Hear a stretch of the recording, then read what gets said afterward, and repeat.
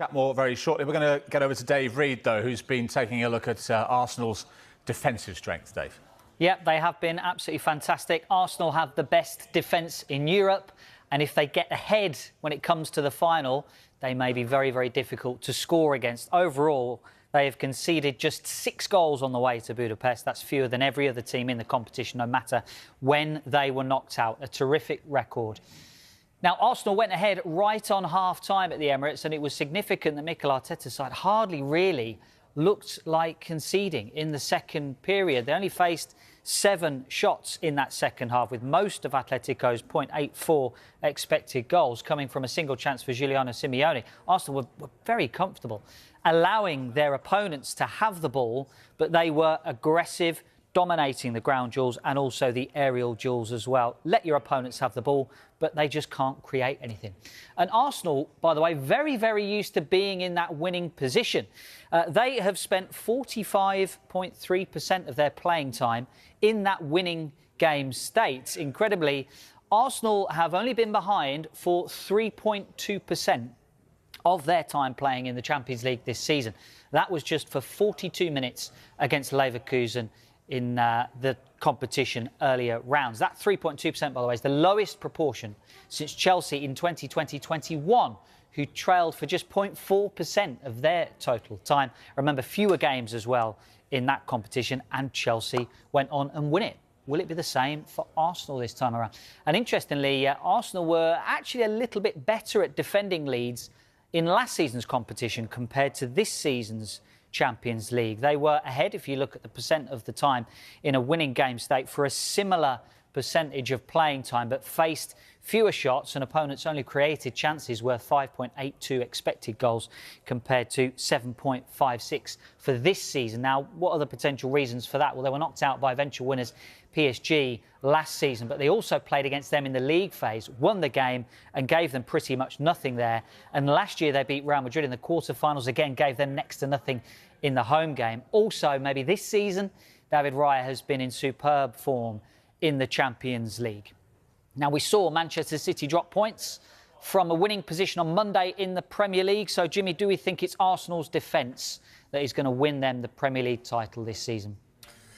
I do, because unfortunately they don't score that many goals. So, and they say defences win you leagues and strikers win you matches. So, unfortunately, for me to say, it's all about the defence, not about strikers. Let's move this conversation on, because you'll see our football correspondent, Rob Dorset, has joined us in the studio with Jimmy and Dave and I. There's an England aspect to all this Arsenal success, Rob, because the Champions League final, of course, is just a couple of weeks or so before a World Cup kicks off. So is this Arsenal in the final good news for Thomas Tuchel, or not so good news? Well, I think it'd be really wrong to portray this as bad news. I mean, Jimmy worked very closely, of course, with Gareth Southgate, who always said, I want my players to play in the biggest possible games to get that experience of big match occasions. You know, if you are playing in the biggest club game in Europe, the Champions League final, that makes it easier for you to compete, he thought, in the latter stages of a World Cup. Thomas Tuchel thinks exactly the same. But there's no doubt there are some practical problems here for Thomas Tuchel coming up, because I would fully expect the Arsenal contingent not to be involved in the bulk of England's pre-tournament hot weather training camp in Miami. And I say the bulk of it, I think they could miss 6 or 7 days of the 10, 11 days that they're going to be there. And we can show you in the graphic exactly why that is. We can show you the dates that are absolutely key here. The Champions League final is on May the 30th in Budapest. There you go. And then just 2 days later, we're expecting England to fly to Miami for this hot weather training camp. There's no way Declan Rice and Bukayo Saka are going to be on that plane. And you also think Ebere Eze and Noni Madueke as chances of making the squad as well. You've then got England's first friendly look against New Zealand in Tampa Bay on June the 6th. I wouldn't expect Declan Rice and Bukayo Saka to be there for that. I think they'll come out between that and the next friendly, the final friendly, on June the 10th. A couple of days after that final friendly look, England fly to Kansas City, their first game of the tournament, June the 17th. So it's a tight schedule. And we know that England and the FA have tried very hard to prepare as as efficiently as they can for this World Cup. In Miami, we're expecting temperatures of 35 degrees Celsius, 75% humidity. The plan for England is go there and beast the players in those 10 days, really make them hurt, make them sweat, try and force them to acclimatise as quickly as possible to the conditions out there. One official said to me that they want to make them comfortable with the discomfort. Well, Eberechi Eze, Noni Madueke possibly, but Declan Rice and Bukayo Saka definitely will not really get much of that experience. And so that's a concern for Thomas Tuchel for sure. And we're not just talking Arsenal players, are we, with this? Well, look, there's other European competitions, of course, but we're lucky in this regard because the Europa League final is May the 20th. That's before the final round of Premier League games, so no problems there, really, for England in terms of impact. They should be able to get on board the plane with the rest of the guys. We're talking Forest players or Villa players there, potentially. Crystal Palace could be in the final of the Europa Conference League. That's May the 27th, a week later. So, yeah, Dean Henderson, he might not be able to join England for that start of that warm weather camp out there as well if they make it to the final. So problems for Gareth South. Pardon the pun. That's your fault. problems for Thomas Tuchel there. But I ought to point out the history here because this hasn't been a problem for England really since the Russian World Cup of 2018. Yeah. Why? Well, the last major tournament, 24 in August. Jimmy was there in Germany. No English teams had made it to the finals of European competitions in that season. The previous tournament before that was Qatar, the World Cup, middle of the season, middle of winter, nowhere near any finals. The one before that, Euro 2020, was staged in Euro 2021 because it was staged in England. So no flying anywhere for acclimatisation camps and that sort of thing. So this is the first time really since in 8 years that England have had this major problem. And it's something that Tuchel and the FA sports science guys in particular are really going to have to get their head around. Well, let's bring Jimmy in. Like you say, with your experience building up to a major tournament with Gareth, is that an impact? Could it be an issue? Because I guess every single detail is put in place going into those warm-up games, going for that first group match. So players arriving late, having had a big final a week earlier, is that going to be an issue? It's not going to be an issue, but it's not ideal. You know, you would want everybody there from day one, preferably. You know, so that you can do your work from day one with everybody.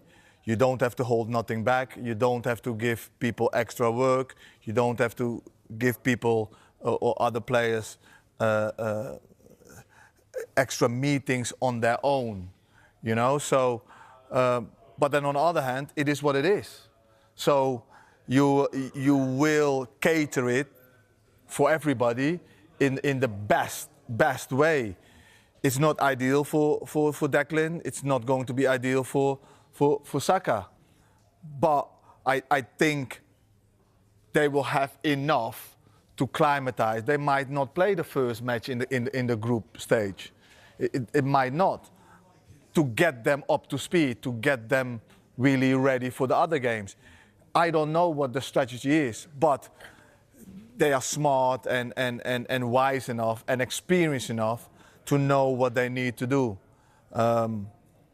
It's about those players to come really clear-minded, you know, ready. Let them play that final. Hopefully they win. You know, if it is going to be Bayern Munich, then you will have Harry Kane as well. And then, you know, it's going to be a problem because one of them will not win. But, you know, you want them to come in clear-minded, ready to rock and roll for England. Yeah, I guess if they have one, they'll be bouncing into that camp, won't they? Exactly. All right, Jimmy. Fire after 20 unforgettable years. Arsenal FC are finally back in the UEFA Champions League final. The Emirates explodes with emotion as the Gunners complete a historic European night that fans will remember forever. Face screaming in fear, club legend Thierry Henry is left stunned by the performance, especially the impact of Viktor Gyökeres, whose display lights up the biggest stage and helps drive Arsenal toward glory. Soccer ball from the first whistle to the final moments, Arsenal showed belief, discipline, and intensity against elite opposition. Every player stepped up in a match filled with pressure, passion, and massive expectations.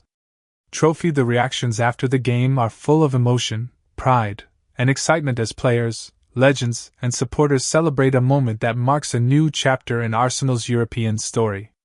Fire now, the dream becomes real. Arsenal are one match away from Champions League glory. With confidence growing and momentum on their side, the Gunners head into the final believing they can conquer Europe once again. Rocket Soccer Ball.